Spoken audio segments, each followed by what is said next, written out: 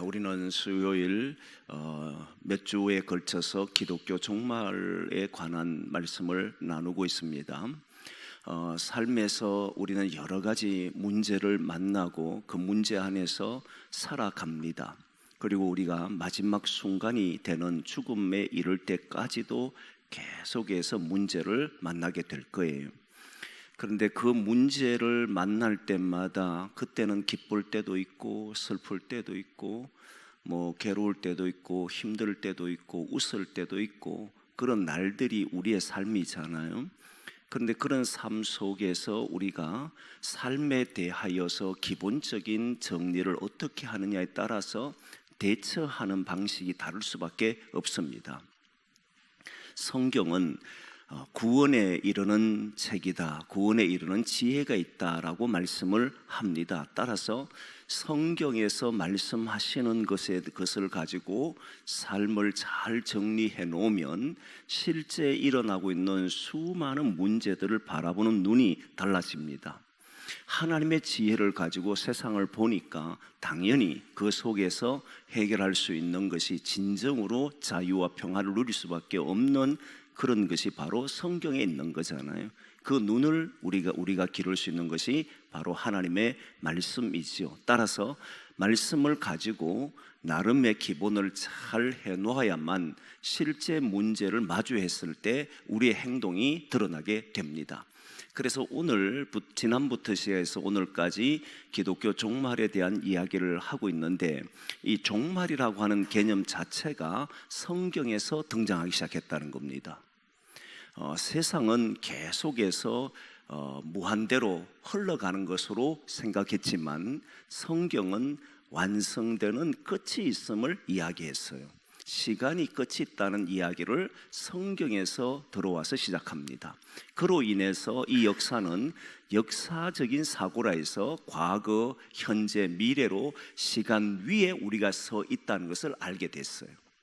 그전에는 공간이라는 세상 속에서 살아가는 사람, 이 공간에 태어났다가 또다시 죽으면 다시 태어나고 이런 공간 안에서 사고하던 우리를 시간 위에서 생각하도록 만들었다는, 그래서 사람들은 미래를 향해서 걸어가면 되구나, 그럼 오늘 내가 무엇을 하느냐에 따라서 내일은 달라질 수 있다라고 하는 생각을 가지고 시간 위에서 생각하는 사람들이 바로 이제 성경을 통해서 이루어지게 되는 종말이라고 하는 생각을 가지게 된 거예요. 그런데 기독교 종말이라고 하는 것은 단순히 시간이 미래로 흘러가서 어느 날 그 미래 시간이 끝나는 것으로 말하지 않고, 이 미래라고 하는 것이 하나님의 구원의 완성을 위해서 있다는 걸 알았어요. 시간이 어떻게 흘러가느냐 하면 파국, 끝이, 시간이 끝나는 시간이 있다는 걸 알게 된 것이 아니고 하나님의 구원이 완성되는 시간이 있다는 걸 말했던 거예요. 우리가 시간이 지나다 보면 어느 날 내가 죽고 태어나서 자라다가 청년이 되고 어른이 되고 노인이 되면 나의 시간은 끝이 나구나 생각을 하고 살았는데, 그런데 성경을 다시 보니까, 성경을 제대로 보니까 그런 시간이 언젠간 끝나는 시간을 말하는 것이 아니고 하나님이 완성하는, 새로운 하늘과 새로운 땅을 주는 완성하는 시간을 향해서 우리가 움직이고 있다는 것을 알게 된 거예요. 만약 이렇게 생각하지 않으면 어떤 생각하냐면 항상 끝이 어떻게 됩니까? 세상 끝날에 어떤 일이 벌어집니까? 이렇게 생각하는데, 그러나 시간 위에서 생각하는 사람들은 오늘도 하나님 나라가 우리의 삶에 이루어지기를 바라는 그 미래에 일어날 일들이 오늘 우리의 삶에서 나타나기를 바라고 살아가는 삶이 된다는 거예요. 생각 자체가 달라졌기 때문에 살아가는 것 자체가 다른 거지요. 그렇게 된 것이 기독교 종말이잖아요. 그래서 종말이라는 개념이 첫 시간에 이야기했고, 두 번째 시간에는 우리가 그럼 종말 안에 사는 사람들이 현실을 어떻게 살아갔냐를 이야기했습니다. 조금 전에 얘기했던 것으로 이야기했고, 오늘은 죽음에 관한 이야기예요. 종말과 죽음. 사실은 저도 지금까지 신앙생활 하면서 죽음 하는데, 성경에서 말하는 죽음은 성경을 통해서 깨닫게 된 것 중에 하나가 우리는 어둠의 힘에 죄의 그늘 안에 살아가는 존재라고 하는 것을 성경은 이야기했습니다. 그리고 인간이 죽음 아래서 지배당한 것도 이야기해서 이때 죽음은 단순히 목숨이 끊어지는 죽음이 아니었다고 제가 이야기를 계속 해왔어요.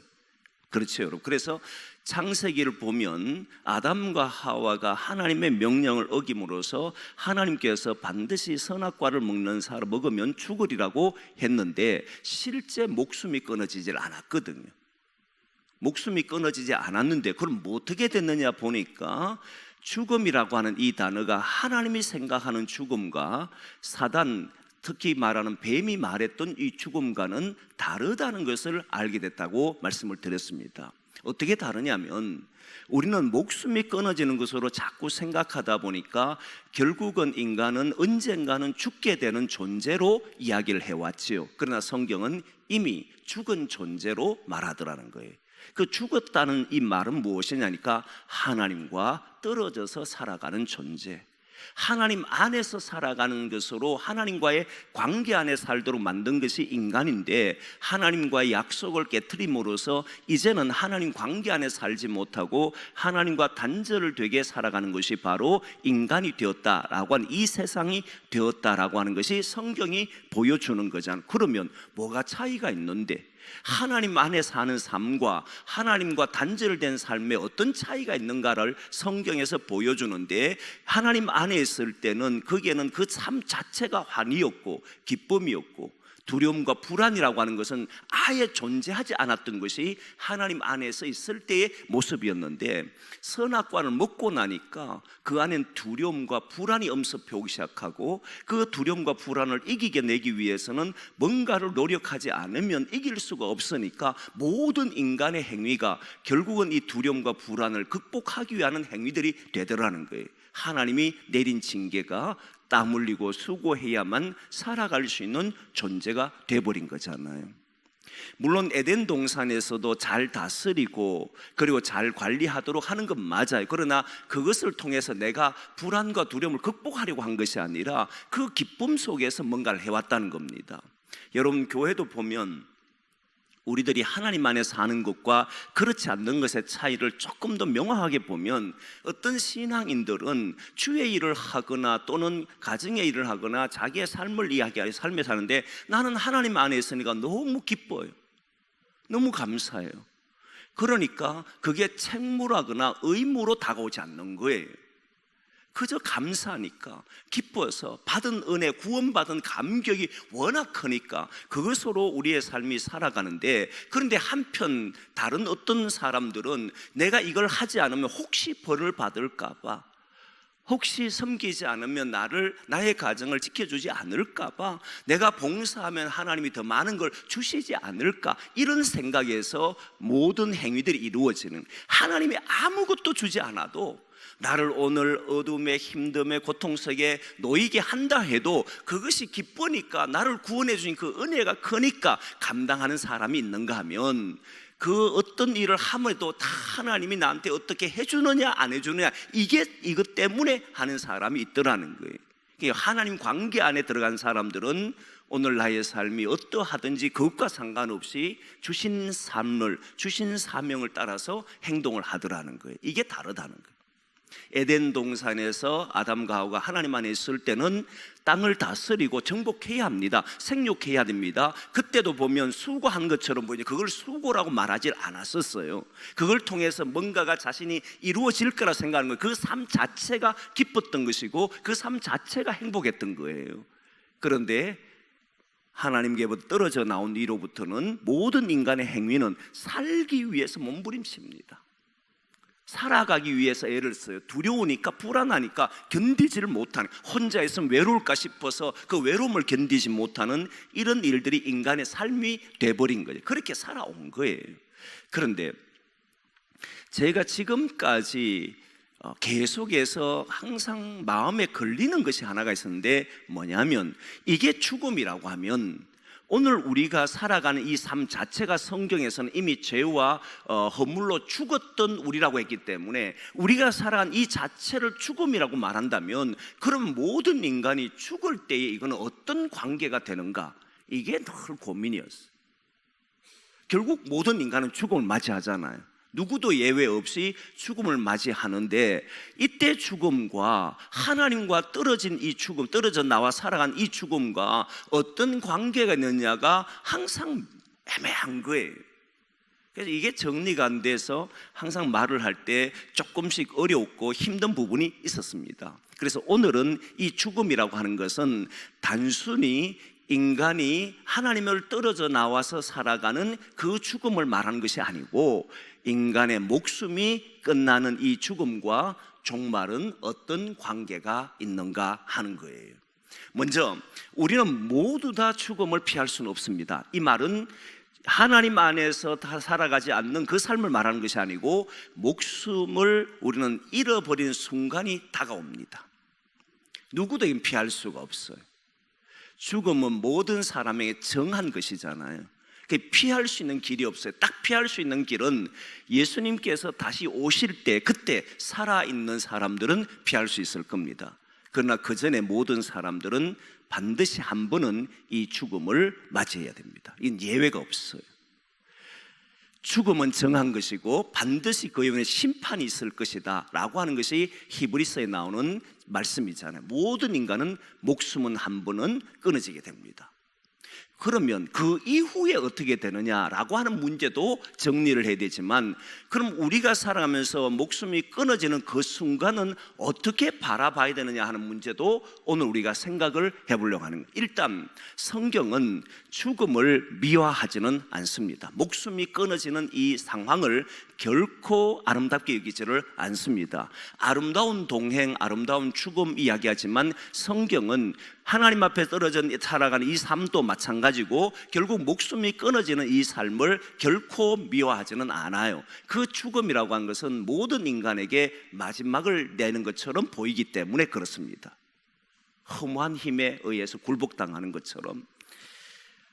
최근에 저도 이제 점점 이런 생각을 많이 하는데, 20대, 30대, 40대, 50대 초반까지도 사람들이 이렇게 말하는 것을 굉장히 이질적이었어요. 어떤 말하냐면 아름답게 죽고 싶다, 죽을 때 잘 죽고 싶다, 그리고 잠자던 결에 돌아 죽었으면 좋겠다, 뭐 이런 표현들을 들을 때 너무 이질적이었었어요.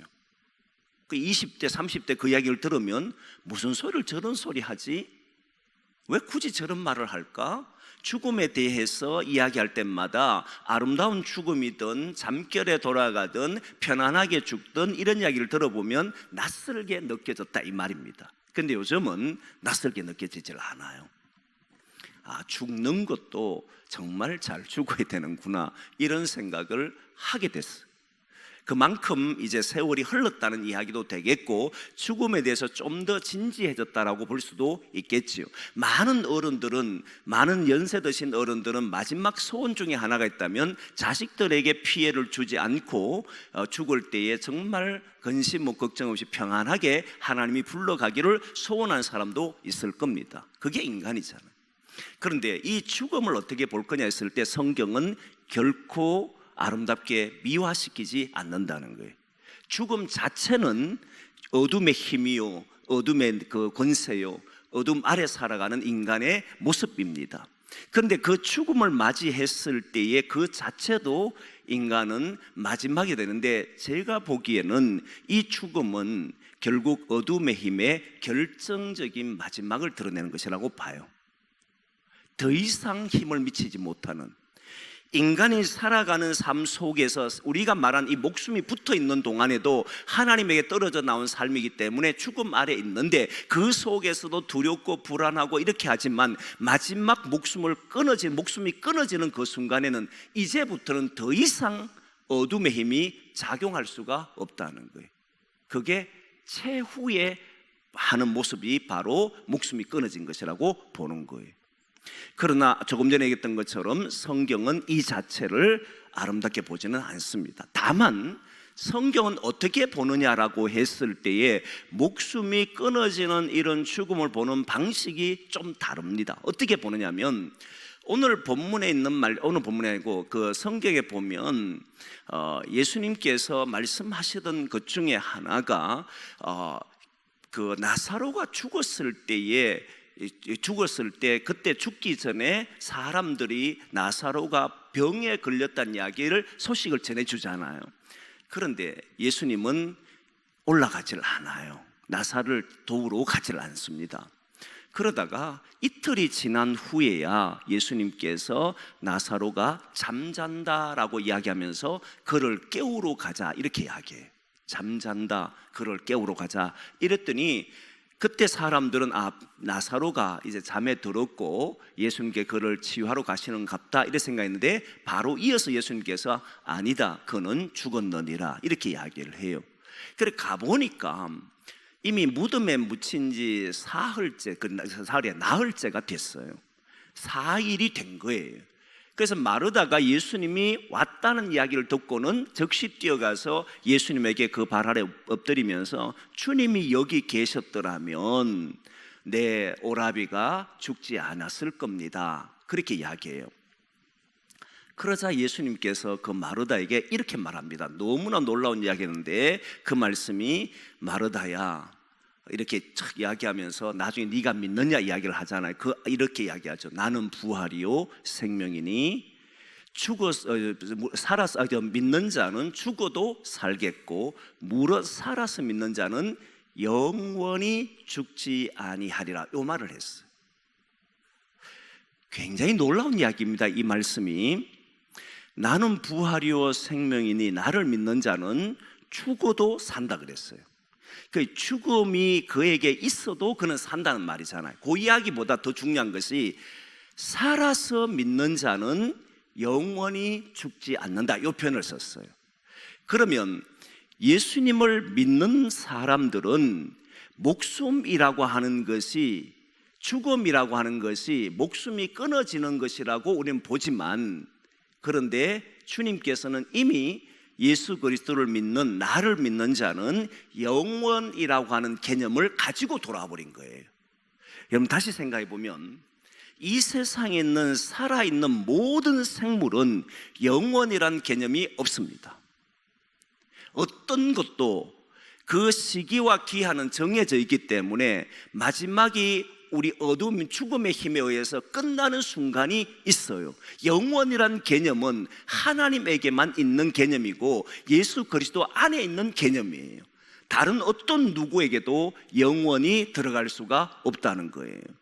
그런데 예수님께서 지금 마르다에게 네가 믿느냐라고 말하면서 나는 부활이요 생명이다라고 말한 뒤에 죽어서 믿는 자는 나를 믿는 자는 죽어도 살겠고 무릇 살아서 믿는 자라고 했습니다. 이때 살아서 믿는 자라고 하는 말은 아직 목숨이 있는 사람은 그에게는 뭐가 없다는 말입니까? 죽음이 없다라고 하는 말을 해버린 거예요. 그러면 우리가 살다가 목숨이 끊어졌는데 끊어진 것을 주님은 죽은 것으로 말하지 않는다는 사실을 알게 된 거잖아요. 그러니까 예수님께서 나사로가 이제 죽었다는 소식을 들어도 그는 잠잔다라고 말했던 거예요. 나사로가 병에 걸렸다 그러고 이틀이 지난 뒤에 그를 잠자니까 깨우러 가자라고 했을 때에도 사람들은 이 사람이 죽은 것으로 생각하지 않고 잠든 것으로 생각했는데 예수님은 너희들이 말한 대로 하면 죽은 것이다 라고 말을 해요. 그런데 주님 생각에는 그는 잠자는 것으로 봤다는 거예요.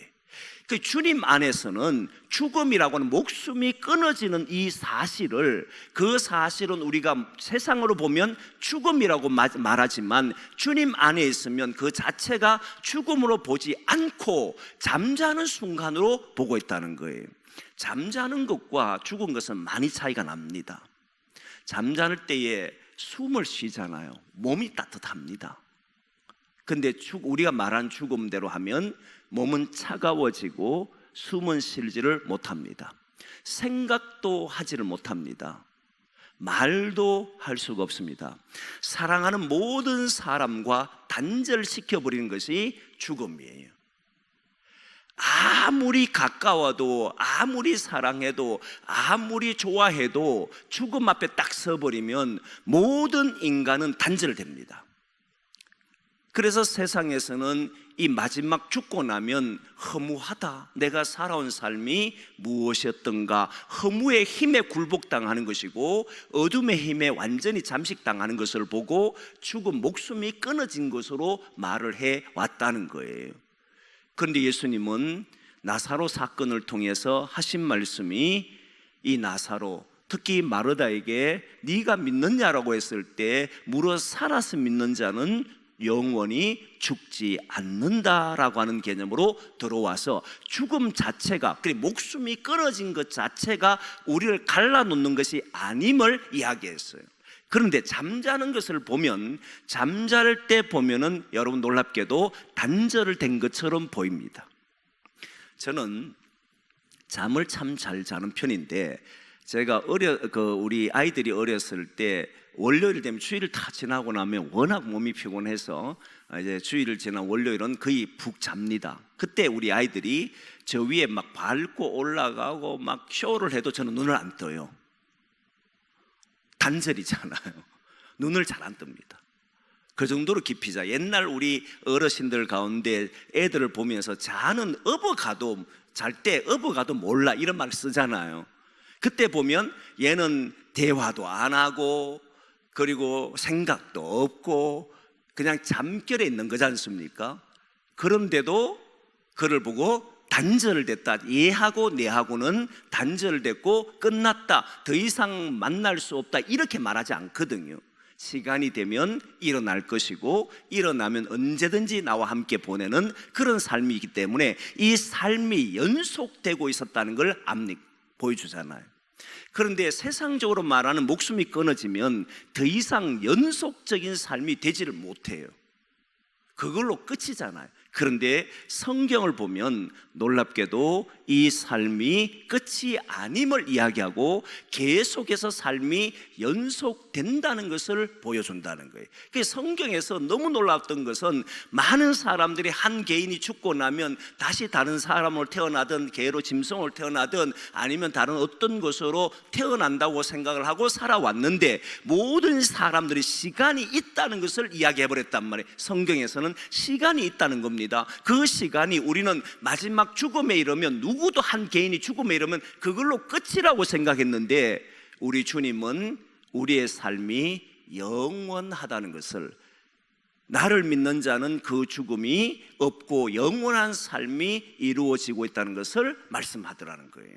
그래서 여러분, 초대교회 성도들, 부활을 경험하고 예수를 믿던 사람들이 죽음 앞에 섰을 때, 심지어는 그들의 목숨을 빼앗는 그런 순간에 섰을 때에도 전혀 두려워하지 않았던 것이 뭐냐면, 이 죽음이 영원의 삶을 끝낼 수 없다는 것을 알았기 때문에, 영원의 삶을 우리는 버릴 수 없고 끝내지도 못하는 것이 바로 주님 안에 있는 삶이라는 사실을 아니까, 그들이 사형수로서 사형 집행하는 그 장소에서도 찬양을 부를 수가 있었고, 거기에서도 하나님을 높일 수가 있었고 예배할 수가 있었고, 그 순간에도 다른 사람들의 잘못을 용서하는 일까지 할 수 있었던 거예요.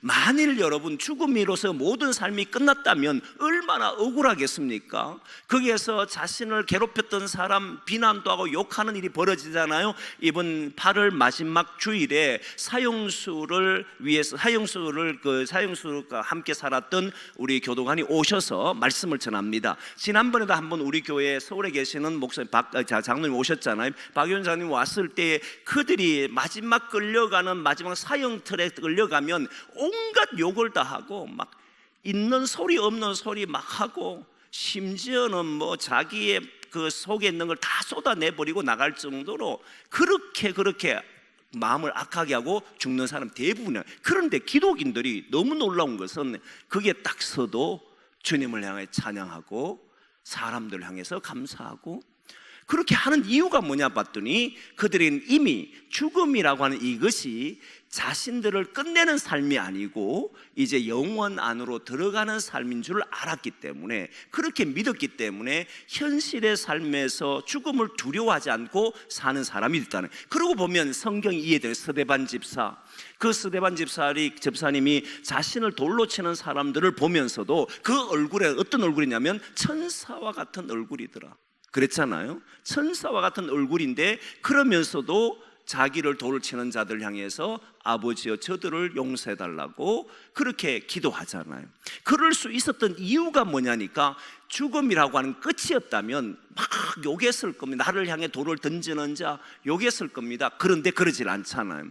여러분 보면 바울이든 실라든 그리고 베드로든 이런 사람들이 옥에 갇혔어요. 옥에 갇혀서 그 삶이 끝이라고 말하면 나는 억울하다라고 말을 해야 되는 거잖아요. 나는 여러분들 위해 살아왔던데 왜 이래 나를 가두게 하느냐라고 이야기하는데 놀랍게도 바울과 실라는 옥에서도 찬송하잖아요. 이유가 뭐냐면 그들은 오늘 여기에서 나가느냐라고 생각하는 것이 아니라 나는 이미 구원받은 사람으로 영원한 삶을 누리고 있는 사람이기 때문에 이 옥이 나를 가둘 수 있는 것도 아니요 죽음이 나를 가둘 수 있는 것도 아니라고 생각해 찬양하잖아요. 여러분 생각해 보시면 옥에 갇힌 사람이 신앙인이 아니라 일반 사람도 옥에 갇힌 사람이 내가 내일 나가는 줄 알면 뭐가 두렵겠습니까? 사형을 받는다라고 하면 두려움이 있겠지. 그러나 얼마 지나지 않으면 나는 풀려난다는 확신 있는 사람들은 그 속에 있어도 괴로워하고 힘든 것이 아니라 희망 가운데 그날을 바라보잖아요. 그러니까 바울과 실라, 베드로 할 뿐만 아니라 수많은 믿음의 사람들이 죽음의 현장에 끌려가도 그 속에서도 담대할 수 있었던 것은 죽음이 목숨이 자기를 끝을 낼 수 없다는 것을 알았기 때문에 이미 그들은 영원 속에서 있었기 때문에 이들은 그 속에서도 찬양했던 것이고 죽음에 가두는 일이 있어도 자신들을 거기에 놓이도록 하지 않았다는 것을 알 수 있잖아요. 그래서 뭘 이야기하느냐? 바로 이들은 죽음을 넘어서 새로운 세상, 영원한 삶이 자기들을 기다리고 있다는 것을 알았기 때문에 그 속에서 죽음을 두려워하지 않았다는. 죽음은 분명히 끝을 맺기 때문에 성경은 그것을 아름답게 보지는 않지만 하지만 이 죽음은 우리가 예수 믿는 그 순간부터 저와 여러분은 영원한 삶을 누리고 있는 줄 믿으시기를 바랍니다. 이 믿음을 가지면 세상을 보는 눈이 달라져요. 오늘 괴로운 일이 있잖아요. 힘든 일이 있잖아요. 우리가 답답한 문제가 있잖아요. 그럼에도 불구하고 이것이 나를 끝을 낼 수가 없다. 나는 이미 하나님께서 구원하신 백성으로서 나는 살아간다. 그러니까 담대하게 지혜를 구하고 오늘 내가 목숨이 끊어지는 그 순간까지도 하나님 앞에 구하고 이 현실 문제에 답을 구하고 그리고 그 속에서 하나님의 뜻을 이루어가는 일에 마음의 소원을 두고 살아가는 그런 사람이 되니까 그 사람을 보고 우리는 복 있는 사람이다 라고 말하는 거잖아요. 오늘 본문의 내용은 이 사두개인이라는 사람들인데 이 사람들은 부활을 믿지 않았습니다. 바리새인들은 부활을 믿었어요. 근데 사두개인들은 부활을 믿지 않았습니다. 그런데 사두개인들이 예수님에게 묻기를 하는데 어떻게 묻느냐면 계대 결혼법이라고 하는 유대 민족 안에 있는 결혼법이 있습니다. 이 결혼법은 자기의 일곱 형제가 오늘 이야기했는데 일곱 형제 중에 맨 마지가 결혼을 했습니다. 그런데 그 마지가 결혼했지만 자식이 없어 죽어버리면 둘째가 그 마지의 아내를 자기 아내로 삼고 그 형의 자식을 낳아주도록 하는 거예요. 그런데 예수님에게 이야기하기를 그 일곱 형제가 다 죽어버렸어요. 자식 없이 다 하다가 죽어버려. 예전에 그런 말 했잖아. 왜 7명만 하나 좀 더 많이 하지? 그래 천국 가면 누구 아내가 될 건지를 이제 묻는데 더 좋을 텐데 꼭 7명을 해서 저도 놀랐지만 어쨌든 7명의 형제들이 다 결혼했음에도 그 아내와 결혼했음에도 불구하고 아이 자식 없이 죽었다 치면 나중에 부활이 있다면 이 아내는 누구의 아내로 부활합니까? 이렇게 물었던 거예요. 물을만 하지요. 부활을 못 믿겠던 사람들은 물을만 한데 예수님께서 이렇게 말합니다. 너는 성경도 모른다. 그리고 하나님의 능력도 알지 못하기 때문에 오해하였도다. 이렇게 말해. 그러면서 하는 이야기가 나는 아브라함의 하나님이요 하나님은 아브라함의 하나님이요 이삭의 하나님이요 야곱의 하나님이라는 것을 읽지 못했느냐. 하나님은 죽은 자의 하나님이 아니라 산 자의 하나님이다. 이 말을 했습니다. 이때 여러분 죽은 자라고 하는 이 말은 과거형으로 쓰이지를 않았다는 거예요. 산자의 하나님, 아브라함이 하나님이요 이삭의 하나님이요 야곱의 하나님이라는 이 말은 과거에 나는 아브라함의 하나님이었던 하나님 이렇게 쓰지 않았다는 거예요. 과거형을 쓰지 않고 모두 다 현재형으로 썼다. 지금도 누구의 하나님이라는 겁니까? 아브라함의 하나님. 과거의 아브라함의 하나님, 지금도 나는 아브라함의 하나님이고, 지금도 이삭의 하나님이고, 지금도 야곱의 하나님이다, 이 말을 하는 거예요. 그러면 다시 말하면 아브라함, 이삭, 야곱은 살아있다는 거예요? 죽었다는 거예요? 살아있다 이 말입니다. 그러면 아브라함은 고대의 사람입니다. 오래전의 사람인데 여전히 살아있다는 말이 무슨 말이냐면, 아브라함이 하나님을 믿는 그 순간, 하나님의 약속을 따라서 사는 그 순간에 그는 여전히 육신의 지배 아래, 어둠의 지배 아래 살아가는 사람입니다. 그렇기 때문에 실제로는 하나님과 단절된 사람으로 살아가다가 하나님을 만났어요. 하나님 만나니까 이제 어떻게 됩니까? 하나님과의 관계 안으로 들어갔잖아요. 그전에 하나님과 관계가 없을 때는 두려움과 불안 속에 살아왔던 한 인간에 불과했습니다. 그도 자기 아버지와 주변의 수많은 사람들이 인간의 노력과 땀을 통해서 자기들이 먹고 살 수 있다고 애쓰는 모습을 보고 살았단 말이에요. 그럼에도 불구하고 해결이 되지 않잖아요. 저도 20대에 이해될 수 없었던 것은 수많은 사람이 노력하는데, 특히 저의 부모님들이 밤낮을 수고를 마다하지 않고 자식을 위해 사는데 그 형편이 펴지지가 않는 거예요. 아무리 노력하고 애를 쓰는데 왜 하나님은 우리에게 이렇게 살아가도록 하시는가, 이게 제 고민이었었어요. 밤에 물을 데려가고 농사 짓는데 누구보다 부지런하게 일하시고 새벽에도 기도하러 새벽 기도 빠진 적이 없으시고, 그럼에도 불구하고 여전히 가난하게 사는 이유가 무엇인가, 이 고민이 너무너무 많은 시절이 있었습니다. 해결이 안 되는 거예요. 아브라함이 그런 고민 저는 했다고 생각하거든요. 아버지를 바라보면서, 주변의 사람들을 바라보면서 태양이 안 뜰까봐, 비가 안 올까봐, 그리고 수고했는데 먹지 못할까봐 전전긍긍하고 살아가는 수많은 사람들을 보면서, 사람은 이렇게 살아야 하는가, 맨날 이런 속에서 우리는 살아가야 하는가, 이 속에서 고민하던 그때에 아브라함에게는 하나님이 말씀을 주잖아요. 너는 너의 본토 친척 아비 집을 떠나 내가 내게 지시할 땅으로 가라, 그 이야기를 하는 거예요. 그리고 내가 너로 복을 주고 내 이름을 창대케 너는 복의 근원이 될지라. 너를 축복하는 자에 내가 복을 내리고 너를 저주한 자에게는 내가 저주하리니 너는 모든 족속, 땅에 있는 모든 족속에 복이 될지라, 이야기를 했단 말이에요. 그때 아브라함은 하나님의 약속의 말씀을 나는 믿고 살아갑니다 라고 하는 것을 알고 그의 약속을 붙들고 나온 사람이 아브라함이잖아요. 아브라함은 그때부터 하나님과의 관계 안에서 어떤 문제가 일어나도 하나님이 나를 이렇게 만드신다는 믿음을 가지고 나는 복의 사람으로 많은 사람들의 복이 되기 위해서 나는 살아가겠노라고 그런 생각을 갖고 살았단 말이에요. 그에게 힘듦이 없었겠습니까? 힘듦이 있었지요. 기근도 만났기도 했고 여전히 땅에 있는 모든 사람들처럼 어려웠어요. 근데 많은 사람들처럼 먹지 못해서 두려워하는 인간이 아니라 하나님의 약속을 이루기 위해서 그 어려움들을 이겨내는 사람으로 걸어가잖아요. 삶 자체가 달랐다는 거예요. 삶 자체가 달라. 그러니까 세월이 지날수록 아브라함은 잘 되게 돼 있지요. 왜냐하면 자기를 통해서 주변의 사람들이 복이 되려고 하니까, 내가 복이 없이는, 내가 능력이 없이는, 내가 아무것도 가지지 않고서는 할 수가 없는 사람이니까 아브라함은 거기에서 답을 찾기 시작했고 해결책을 제시하기 시작하니까 이 사람은 능력 있는 사람이 될 수밖에 없는 거잖아요. 없는 거. 그런 사람이었던 거예요. 그게 아브라함이에요. 그래서 아브라함은 이제 하나님과의 관계 안에 딱 들어가 버렸단 말이에요. 관계 안에 들어간 그때도 하나님은 이 사람이 뭐였다는 겁니다. 하나님이셨다는 거예요. 이미 그 순간에 아브라함은 죽음의 지배 아래 받는 모든 인간이 하나님과의 관계가 떨어져서 살아가는, 거기에서 헤매고 살아가는 그런 사람의 종류가 아니라, 그때부터 이미 아브라함은 어떤 사람이냐면 영원 안에 살아가는 사람으로 바뀌어버린 거잖아요.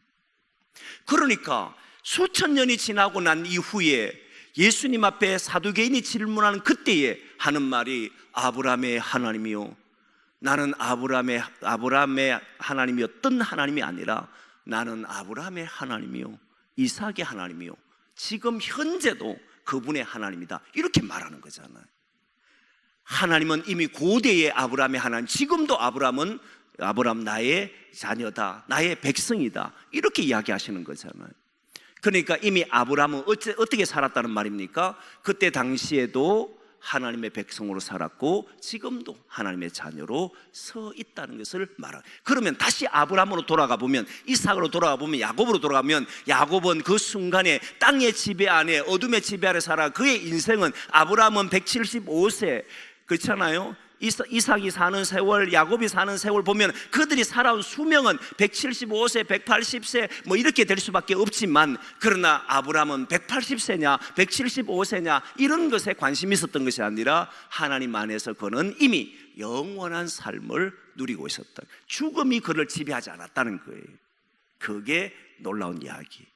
그래서 오늘 읽었던 이 본문은 그런 내용이라는 거예요.